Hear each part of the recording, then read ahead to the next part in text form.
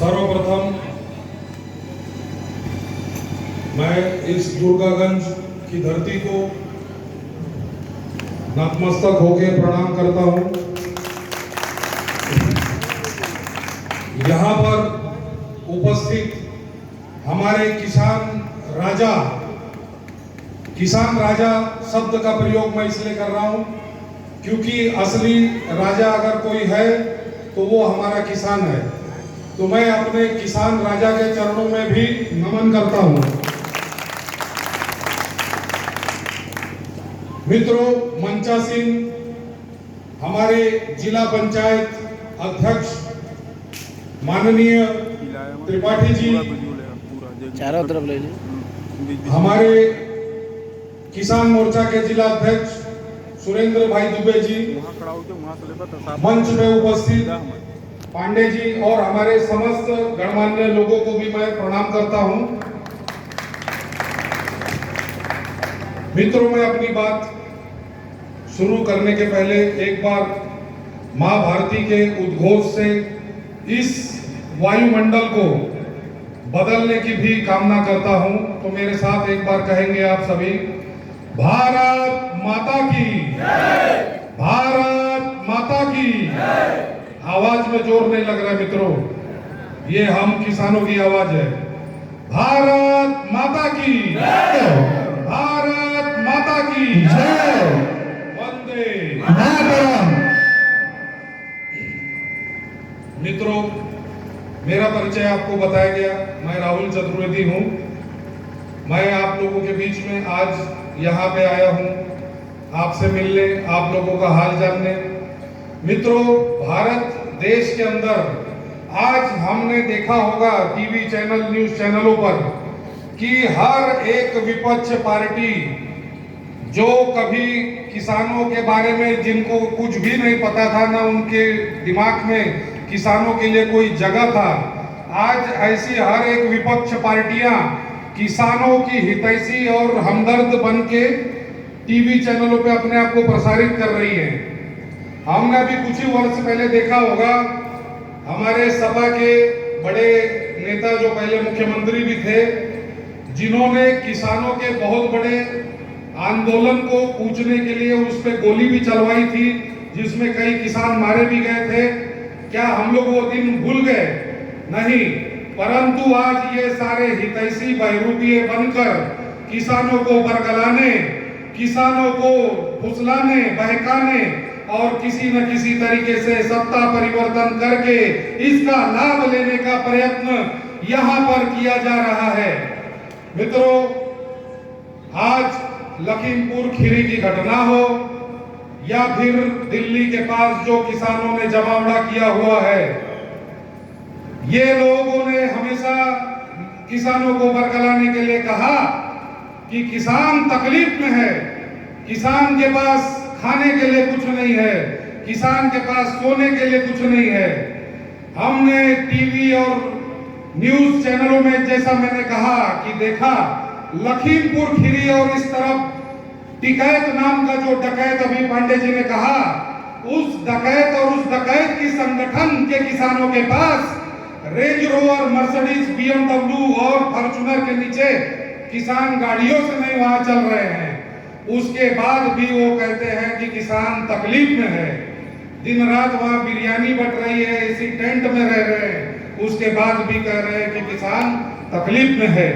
मित्रों, वो समय 4.5 साल पहले का मुझे याद है और मुझे लगता है हमारे यहाँ पे बड़े बुजुर्ग भी बैठे हुए हैं जो इस बात की साक्ष्य देंगे कि कुछ 4.5 साल पहले जब सपा बसपा इन शासनों की सरकार हुआ करती थी तो शीत लहर में कितनी मृत्यु हो जाया करती थी, हमेशा समाचारों में आता था, इस बार शीत लहर से इतने किसान, इतने लोग मारे गए।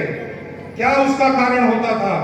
मित्रों, हमारे किसान भाई जब खेतों में जाया करते थे 8 घंटे दिन में या फिर कभी एक हफ्ते बाद 8 घंटे रात में बिजली दिया जाती थी, तो जब हमारा किसान भाई वहां पे पानी शुरू करने जाता था तब तक लाइट कट जाया करता था।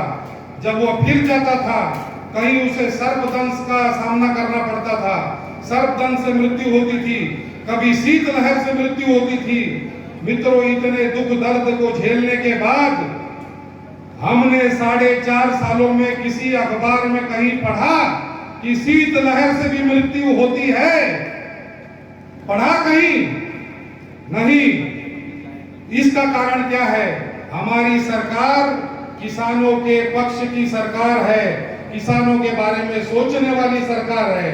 हमारी किसान सरकार ने लोगों के, किसानों के बारे में, उनके हितों के बारे में ध्यान रखते हुए आज 18 घंटे बिजली उत्पन्न करने का, देने का भी कार्य भारतीय जनता पार्टी की सरकार ने किया है।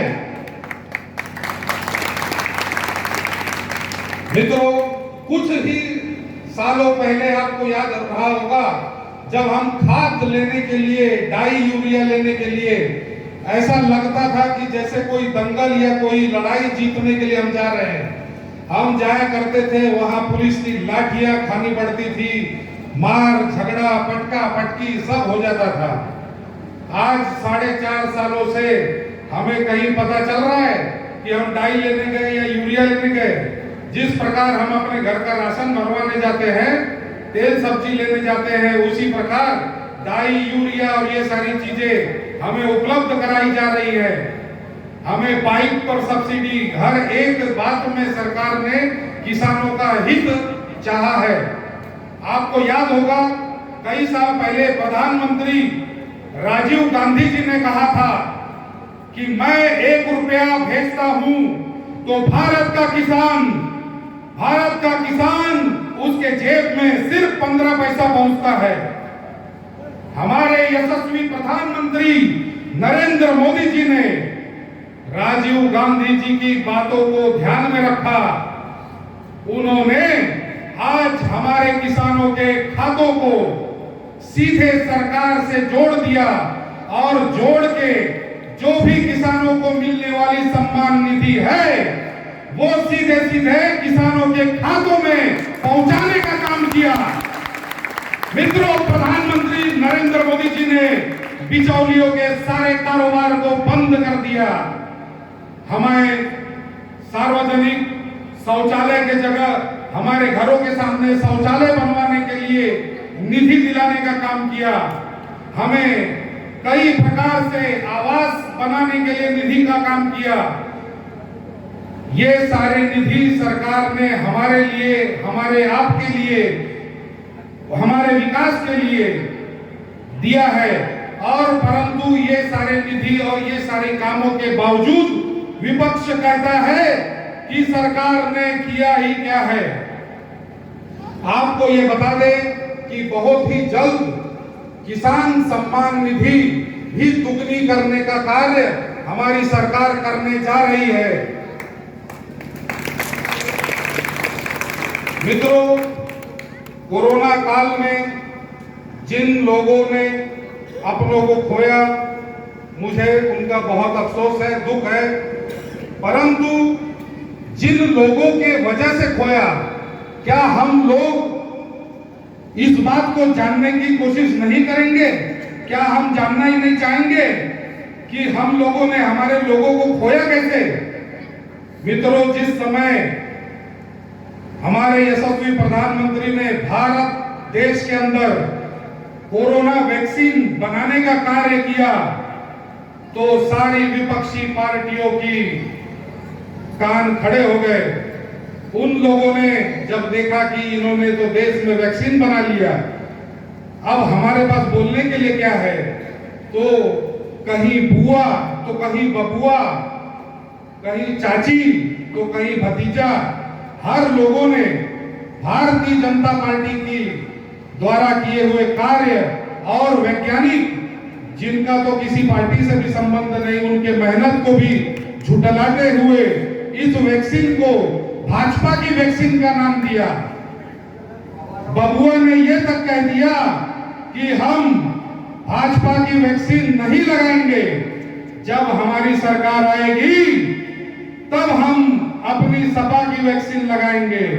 परंतु ये क्या मित्रों, बबुआ की बात तो अब्बा जान भी नहीं माने, 2 दिन बाद उन्होंने खुद ही वैक्सीन लगवा ली।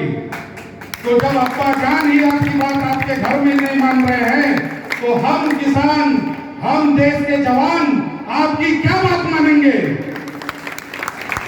मित्रों, मैं आपसे अनुरोध करूंगा, विनती करूंगा, यदि आपके हृदय में हमारे यशस्वी प्रधानमंत्री नरेंद्र मोदी और यशस्वी मुख्यमंत्री श्री योगी आदित्यनाथ जी द्वारा किए गए कार्य सही लग रहे हो, सही है, यदि आपका मन ये कहता है तो भ्रम में ना आए, लोगों की मिथ्या बातों में अपने आप को बहलने ना दे।